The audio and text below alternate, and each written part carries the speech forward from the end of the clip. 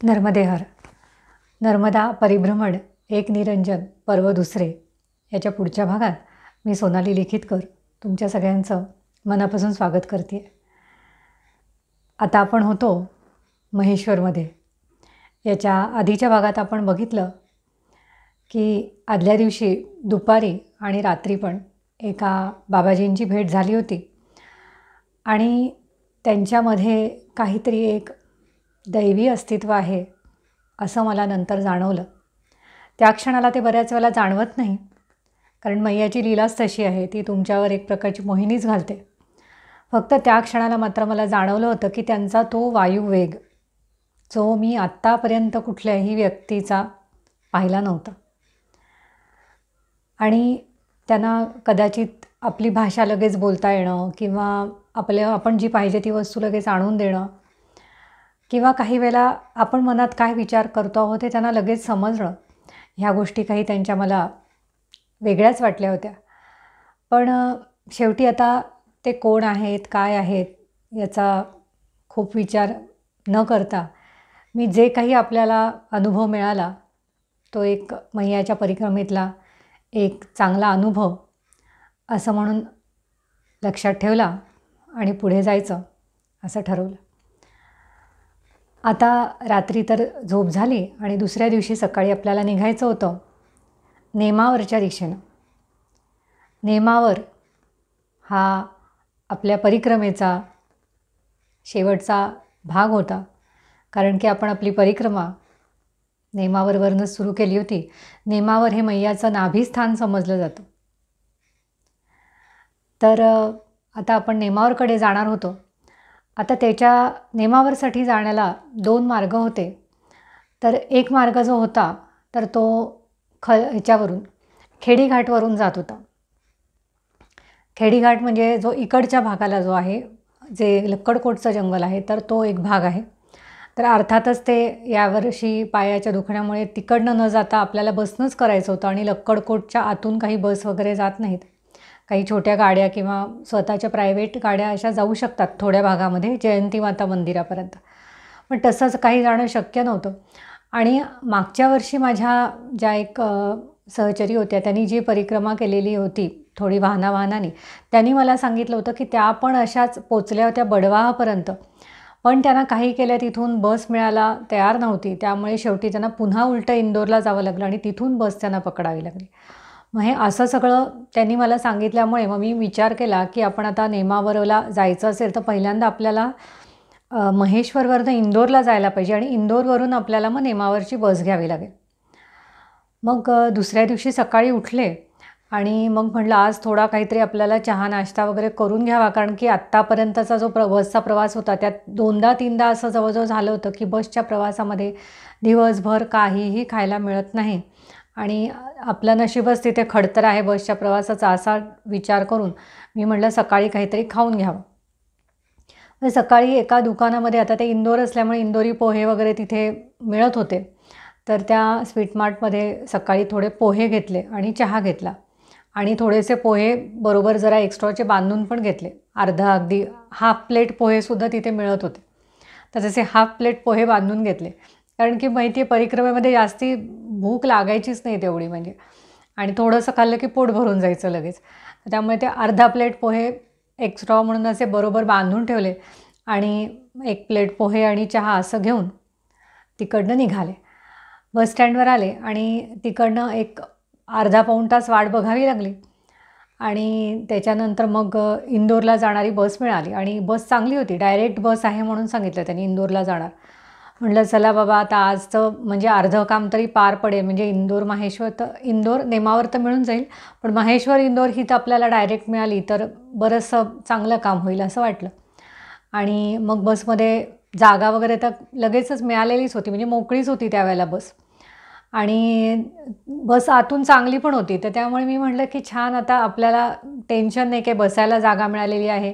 मग मी हेडफोन नेले होते आणि त्याचं कानात घालून मी काही असं प्रवचन वगैरे असं ऐकायचे त्यावेळेला, म्हणजे रोज निदान एक तरी प्रवचन ऐकायचं आध्यात्मिक असं मी ठरवलेलं होतं. तर म्हटलं आता बसचा प्रवास आहे तर आपण हेडफोन घालून प्रवचन ऐकता ऐकता जाऊ आपण.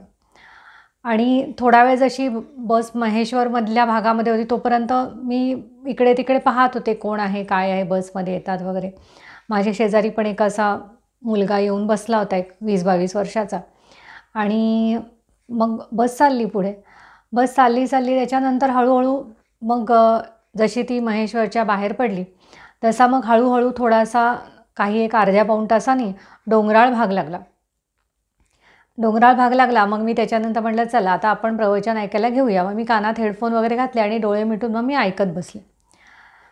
10-15 मिनटं गेली. बाहेर बघितलं की काय आहे, कोणता भाग आला आहे. डोंगराळ भाग होता आणि निसर्ग सौंदर्य थोडंसं दिसत होतं तिथनं. मग पुन्हा काही असा भाग आला की एकदम रखरखाट, एकदम असं नुसतंच टेकड्या अशा दिसत होत्या. आणि मग मला असं वाटलं की बाहेरून काहीतरी वास येतो आहे वाटते. आणि मग पाहिलं तर बाहेर डांबरीकरणाचं काम चालू होतं. त्याचा ते वास येत होता. ह्याचं म्हणजे जे असतं ना धूर वगैरे सगळा ते गरम केलेलं असतं डांबर टाकण्याचा वास तो येत होता. मग मी पुन्हा डोळे मिटून घेतले आणि असं ऐकत होते प्रवचन वगैरे. तर एक 10-15 मिनटं अजून गेली पण तरीही तो वास येतोच आहे नाकामध्ये असं मला वाटायला लागलं. म्हटलं किती वेळ काम चालू आहे. मग बाहेर बघते तर काम वगैरे तर काही चालू नव्हतं तिथे, नॉर्मलच रस्ता होता, तरी वास येत होता नाकामध्ये. आणि एक अजून 5 मिनटं गेली असतील आणि तेवढ्यामध्ये एकदम जोरदार गलका सुरू झाला बसमध्ये. मग पुन्हा पाहिलं डोळे उघडून तर लोकांचं एकदम की एका ठिकाणी एकदम बस थांबवली करकचून ब्रेक मारून आणि लोक सगळे चला उतरा, बस पेटली आहे असं म्हणायला लागले. म्हणजे आग लग गई है बस में, आग लग गई है, उतर जाओ. अरे बापरे, म्हणलं हे काय झालं. आता पाठीवरची सॅक यावेळेला वर त्या बसमध्ये थोडी जागा होती ठेवण्याची वर, तर त्याच्यात ठेवून दिली होती. आणि सगळे लोक म्हणले सामान तिथेच ठेवा, उतरा. आता माझा जीव अडकलेला मैयामध्ये, त्याच्यामध्ये मैयाची बाटली आणि पूजेचं सामान वगैरे होतं. तर मी म्हटलं आपण ते काढून घेऊया. तर माझ्या शेजारी बसलेला मुलगा म्हणला नहीं उतरो आप आंटी, अभी इधर तो अपने जान पे बनाई है. तर कसं तरी मनावर दगड ठेवून बसमधनं उतरावं लागलं. आणि खाली उतरून बघतोय तर बसचे टायर, मागचे दोन्ही टायर होते ते पेटले होते. त्या टायरच्या जवळच अगदी आमचं सीट होतं तसं बघितलं तर. आणि चांगले पेटलेल्या ज्वाळा दिसत होत्या त्या टायरच्या. आणि आम्हाला तिथे समोर असं म्हणजे हायवेच होता ना जाण्याचा, घाट होता सगळा पूर्णवर. आणि पलीकडे समोर बघितलं ते रामाचं की मारुतीचं मंदिर होतं समोर. आणि तिथे मग आम्ही सगळेजण असं मध्ये काहीतरी असं काम चालू होतं थोडंसं रस्त्याचं, पण तिथे म्हणजे डांबरीकरणाचं काम चालू करणार असतील एखाद्या वेळेला, त्यामुळे त्यांनी एक असं दोरी वगैरे बांधली होती. मग त्या दोरीच्या पलीकडे पाय टाकून सगळे बसमधले लोक उतरले आणि तिकडे गेले. मग इकडे ड्रायव्हर, कंडक्टर आणि अजून बाकीचे 2-4 लोक. नेमकं काय होतं, आणि त्या मारुतीच्या मंदिराच्या समोर एक पाण्याचा नळ आणि एक बादली ठेवलेली होती. मग पटापट यांनी ते बादलीमधनं पाणी घेतलं, थोडंसं इकडचं तिकडचं लोकांनी काही पाणी दिलं, असं करत त्याच्यावर त्या टायरवर पाणी टाकलं. मग त्याचा थोडं कमी झाली आग, धूर वगैरे असा यायला लागला मग त्याच्यातून नुसता. आणि मग सगळ्यांना तिथे गाडीतून उतरून बसवून टाकलं की आता ही गाडी तर काय पुढं जाणार नाही, आता तुम्ही बसा इकडे. आणि मग एकदम मोठ्या संकटातून असं बाहेर पडल्यासारखी जाणीव झाली. म्हटलं मैया काय काय प्रसंग बाबा या परिक्रमेमध्ये येतील, माझ्यावर काही सांगता येत नाही, पण तू त्याच्यातून तारतीयस बाबा. म्हणजे उगीच काय गाडीचा स्फोटबीट झाला असता तर आज सांगायला सुद्धा मी शिल्लक राहिले नसते. पण तसं मैयानी नक्कीच होऊ दिलं नसतं. कारण ज्या गाडीमध्ये आपण म्हणतो की मैया आहे पूर्ण जलस्वरूप, ती गाडी पेटली तरी ती जळणार नाही असं मनाला कुठंतरी वाटून गेलं. आणि जसे ते टायर विझवण्याच्या हे प्रोसेसमध्ये लागले सगळे लोक, तसं माझ्या शेजारच्या मुलांनी माझ्या जीवाची घालमेल बघून माझी पिशवी त्या बसमध्ये चढून म्हणजे पाठीवरची सॅक ती मला आणून दिली. म्हटलं मैयाजी की तुम्हाला खूपच तुमचा जीव अगदी कासावीस होतो आहे त्याच्यासाठी त्या मैया त्याच्यामध्ये आहे म्हणून, आणि तर तुम्हीही घ्या म्हणून. मला इतकं बरं वाटलं मैयाची बाटली आणि हे सगळं आपल्याला व्यवस्थित मिळालं म्हणून. खरं बघितलं तर ते तशी बाटलीच आहे, पण मैया परिक्रमावासीसाठी ती बाटली नसते, ती मैयाच असते त्याच्यासाठी. त्यामुळे जशी मैया मला माझ्याकडे मिळाली असं खूप मनाला बरं वाटलं.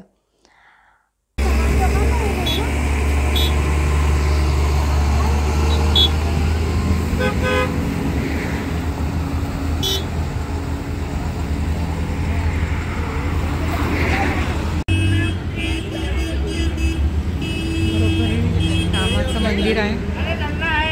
सगळेच लोक बसमधून उतरले. बस थांबली आहे आणि आमच्या बसमुळे बाकीचे इथं ट्रॅफिक जॅम झालेलं दिसतंय.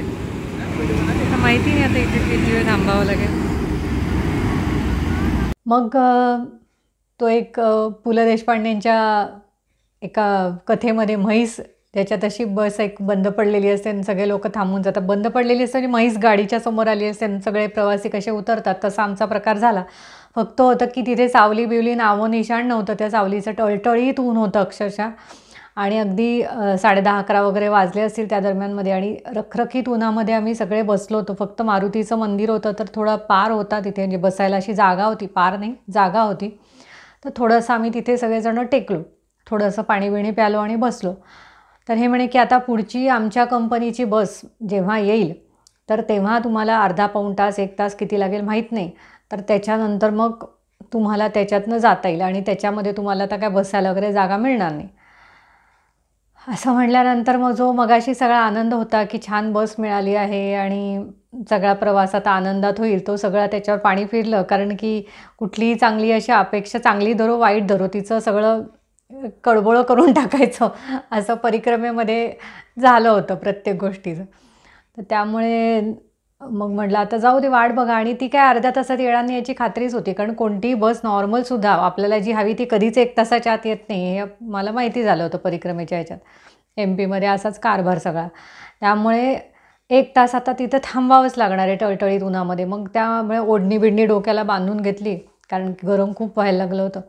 सावलीचा तर काही प्रश्नच नव्हता. आणि आता काही लोकांनी आपल्या त्यांच्या टोप्या बिप्या कोणाकडे होत्या घातल्या, पण आपल्याकडे काही नव्हतंच तसं. मग बऱ्याच वेळाने त्यांच्या एका कंपनीची बस आली. मी तरी वाटेत एकदा म्हणून बघितलं त्यांना की आम्ही दुसऱ्या बसनं जातो वगैरे. ते म्हणले जायचं तर जा तुम्ही, आम्ही काही तिकिटाचे पैसे बिसे परत देणार नाही.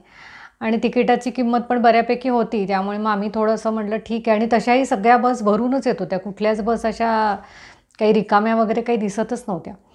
मग म्हटलं ठीक आहे, आता काय व्यवस्था करतो बाबा कंडक्टर बघू. मग थोड्या वेळाने त्यांची एक बस आली आणि त्या बसमध्ये अक्षरशः कसे तरी 2-4 माणसं मावतील एवढीच जागा होती, त्यामुळे ती सोडून द्यावी लागली. त्याच्यानंतर पुन्हा अजून अर्ध्या तास मग थांबलो. मग त्याच्यानंतर पुढची यांची बस आली आणि त्याच्यामध्ये यांनी अक्षरशः, म्हणजे मी तर म्हटलं तर की मी जाऊच शकत नाही, इतकी गर्दी आहे त्याच्यामध्ये. आणि तसं असेल तर मग मी दुसऱ्या बसमधनं जाते. तर हे लोक काय ऐकायला तयार नाहीत. "हो आप परिक्रमा हो चलो इसमें" म्हणून. मी म्हटलं तर बसणार नाही, बसायला जागा जर नाही आहे तर अजून 1.5 तास तर मी म्हटलं ती बॅग घेऊन वगैरे उभं राहू शकत नाही, कारण की बॅग ठेवायलासुद्धा जागा नाही आहे. मग ते म्हणे की ठीक आहे, तुमची बॅग वर वगैरे टाकून देऊ आम्ही आणि मग तुम्ही चला या गाडीमध्ये. म्हटलं नाही, मी कुठंतरी ठेवते इकडे तिकडे, पण ती माझ्या समोरच राहू दे बाबा बॅग म्हणून. मग त्या बॅगेमध्ये जे ती बॅग घेऊन गाडीमध्ये बसलो. आणि इतकी प्रचंड गर्दी होती की मुंबईच्या लोकल त्याच्यापुढे फिक्या पडतील एवढं, अगदी माणसाला माणसाशी गळ्यापर्यंत चिकटलेली असा इतका प्रकार होता तो. म्हणजे मला तर एकदम लास्टच्या सीटवर त्यांनी एकाने आम्हाला बसायला, म्हणजे मला बसायला जागा करून दिली, कारण ते म्हणे की ये परिक्रमा वाले इनको बिठाओ, ये थोडा आंटी है उनको बिठाओ. मी म्हटलं आता जाऊ दे, मला आंटी म्हणा आजी म्हणा, मला बसवा बाबा कुठं तरी. आणि त्यांनी ती जी बसायला जागा दिली त्याच्यामध्ये इतकी छोटी जागा होती बसायला ती, आणि समोर इतकी लोक उभे होते की म्हणजे अक्षरशः ते म्हणजे मांडीतच बसल्यासारखे झाले होते, एवढी गर्दी झाली होती त्या बसमध्ये. कसा तरी जीवावर उदार होऊन अक्षरशः तो 1.5 तास पुढचा प्रवास काढला. आणि मग थोडी गर्दी जसं इंदोरजवळ यायला लागलं तशी या गाडीतली गर्दी कमी झाली, लोक उतरायला लागले. मग त्या कंडक्टरचं तोंड मला दिसलं आणि मग मी त्याला सांगितलं की मला नेमावरला जायचं आहे तिथून पुढे, तर मग त्या बस कुठून सुटतात तर तिथे मला उतरवा, नाही तर तुम्ही डायरेक्ट कुठंतरी मला एखाद्या ठिकाणी सोडून द्याल आणि तिथून नेमावरच्या बस निघत नसतील. मग ते मी थोडं शोधशात करून ठेवलं होतं. हे तर एक काहीतरी कुठला तरी नाका होता, पण त्यांनी सांगितलं नाही तिथे नाही, ते तुम्हाला एक 3 इमली म्हणून काहीतरी एक भाग आहे म्हणे, तर त्या भागामधून तुम्हाला बस मिळते, तिथे तुम्हाला उतरवतो. आणि मग कसं तरी करत शेवटी त्या 3 इमली भागाला ते मोठं आपलं सामानाचं बोचकं घेऊन मी उतरती झाले त्याचे. आता उतरले आणि इतकं रणरणतं ऊन होतं. आणि मग कुठून तरी मग ते विचारत ते वळायचं. मग तो मोठा रस्ता क्रॉस करून वळून वगैरे असं U-टर्न घेऊन असं एका भागामधनं त्या बस दिसत होत्या काही काही तिथे थांबलेल्या. मग तिथे 5-10 मिनटं थांबले आणि मग शेवटी काही तिथे बस येत होत्या, जात होत्या, सगळ्या भरलेल्या होत्या, काही कळायला मार्ग नाही. मग शेवटी एका माणसाला विचारलं की ते आम्हाला नेमावरला जायचं आहे. तो म्हणे बस तर येईल नेमावरची इकडे, पण त्या पूर्ण भरलेल्या असतात, तर त्या इथून नाही जात म्हणे बस, दुसरीकडनं कुठनं तरी जातात. मग म्हणलं आता कुठं दुसरीकडनं जाणार? मग तरी पण एका बसच्या ड्रायव्हरला विचारलं, त्यांनी पण सांगितलं इथून नाही जाणार बस, म्हणजे त्या ह्या भरून आलेल्या वाटेत फक्त तुम्हाला जर उभं राहून प्रवास करायचा असेल तर करू शकता, पण ऑलरेडी भरलेल्या आहेत बस. आणि मग शेवटी एक रिक्षावाला होता, त्याला विचारलं. मग त्यांनी सांगितलं अजून काय एक भागाचं नाव होतं, हां, नवलखा म्हणून भाग आहे, तर तिथून बस सुटतील, म्हणजे तिथं तुम्हाला प्रॉपर तिकीट वगैरे तिथूनच काढली जातं, तर तिथं तुम्हाला बसवता येईल, म्हणजे तिथून जाता येईल, बस व्यवस्थित मिळेल. मी तुम्हाला खात्रीने सांगतो तिकडे, म्हणजे वाटल्यास तुम्ही माझ्या तिकिटाचे पैसे देऊ नका. तुम्हाला असं वाटलं तसं की मी फसवतोय वगैरे, तर असं नाही म्हणे. तुम्ही तिकिटाचे पैसे तिकडं गेल्यावर द्या. तिकीट म्हणजे रिक्षाचे पैसे. मग शेवटी त्याच्यावर भरोसा ठेवला आणि त्यांनी अजून पुन्हा एक 2-3 किलोमीटर पुढं कुठंतरी नेऊन त्या नवलखा भागामध्ये उतरवलं. आणि खरोखर तिथून बस सुटत होत्या, म्हणजे प्रॉपर तिकीटं वगैरे तिथेच बनवत होते. आणि मग बरोबर त्यांनी इथून 3:30ची काहीतरी बस होती आणि ती 7 वाजता वगैरे पोहोचेल. त्या 3 वाजताची, 3 वाजताची बस जवळजवळ 6-7 वाजेपर्यंत पोहोचेल असं त्यांनी आम्हाला सांगितलं. 4 तास जवळजवळ लागतील पुढे. म्हटलं चला बाबा जाऊ दे, त्या नेमावरला जाऊन तर पोहोचतो एकदा. आणि ती डायरेक्ट बस होती, म्हणजे मध्ये कुठे बदला भानगड नव्हती. म्हणलं ठीक आहे, तिकीट थोडंसं जास्ती होतं पण त्याच्यात बसले बाबा एकदाची. म्हणलं आता परिक्रमाचा शेवटचाच दिवस आहे तर आपण जाऊया जरा व्यवस्थित. आणि बस चांगली होती आणि एक म्हणजे लोक वगैरे पण व्यवस्थित होते आणि फॅन होते, AC पण होता त्याला बसला. म्हटलं चला आता सकाळचा प्रवास इतका त्रासात झालेला आहे, तर आता आपण जरा निवांत जाऊया. आणि मग बस निघाली वेळेवर. आणि मग म्हटलं आता बसमध्ये जशी बसले आणि बसवर जेव्हा असं लिहिलेलं होतं की इंदोर नेमावर, तर असं वाटलं की आता शेवटची परिक्रमेचा दिवस आलेला आहे शेवटचा आणि परिक्रमा आता संपेल. म्हणजे आता त्याला परिभ्रमण म्हणा तुम्ही, पण मनामध्ये ते परिक्रमाच येतं. तर आता शेवटचा दिवस आहे त्याचा. मग थोडा वेळ गेला आणि मग बस एका ठिकाणी थोडंसं थांबली जरा, एक 10-15 मिनटं त्यांनी वेळ दिला की तुम्हाला कोणाला खाणं पिणं फ्रेश होणं करून यायचं तर करून या. तर मग मला आठवलं ते पण पोहे घेतलेत, हाफ प्लेट पोहे. तर आपण ते हाफ प्लेट पोहे आपण खाऊया. आणि ते सकाळचे थंडगार पोहे तिथे खाल्ले. पण ते सुद्धा अगदी अमृतासमान लागले, कारण की आत्तापर्यंतच्या बसच्या प्रवासामध्ये कुठं खायला मिळालेलं नव्हतं. तर तेवढे 4-5 घास पोहे खाऊनसुद्धा बरं वाटलं. आणि मग म्हटलं आता पुढच्या दिशेनं निघू. आणि असं मग प्रवास झाला चांगला. आणि नेमावरला संध्याकाळी एक 6:30-6:45च्या दरम्यानमध्ये त्यांनाही सांगितलं होतं उतरताना, हे नेमावरच्या, कारण ती थोडी पुढे जात होती बस, हंडियाला जात होती. त्यामुळे त्यांना सांगितलं ते हंडियाला तिकडं नाही, आम्हाला क्रॉस करून जायचं नाही आहे, मी परिक्रमेमध्ये आहे, त्यामुळे मला नेमावरला त्याच्या अलीकडच्या भागातच पुलाच्या अलीकडे उतरवा. म्हणजे हे नाटक शेवटी दरवेळेला असायचंच, कधी ना कधी ते यायचंच की कधीतरी पुलाच्या अलीकडच्या भागामध्ये उतरायचे मैयाच्या म्हणलं की शेवटचा अर्धा तास मी अशी तव्यावर बसल्यासारखी असायचे की चुकून बाईन आता शेवटी तरी काहीतरी उद्योग नका करू बाबा म्हणून. तर त्यामुळे लास्टला मग शेवटी मी अशी उभीच राहिले होते तिकडे की कधी पूल येतो. इकडे गुगल मॅप्स पण लावले होते, त्यांना पण सांगितलं होतं हे सगळे उद्योग करून पुलाच्या अलीकडे अगदी ते नेतातच शेवटी बस तुमची अशी धाडधाड पडपड अगदी करत. ते अगदी कसा तरी पूल येईल आणि आपण अगदी उतरा थांबा असं म्हणतोय तोपर्यंत मग ते उतरवतात. मग ते त्यांनी उतरवलं आणि आता मग आपल्याला आजची रात्र तर थांबायचंच होतं. म्हणजे आज काही संध्याकाळी 4-4:30 नंतर कधीच संकल्पपूर्ती किंवा संकल्प घेणं ह्या पूजा नसतात. तर आता या ब्रह्मचारी आश्रमामध्ये काय काय झालं आहे आणि आपलं सगळी संकल्पपूर्ती, कन्यापूजन हे कसं पार पडलं आहे हे आपण पुढच्या भागात बघणार आहोत. तोपर्यंत नर्मदे हर.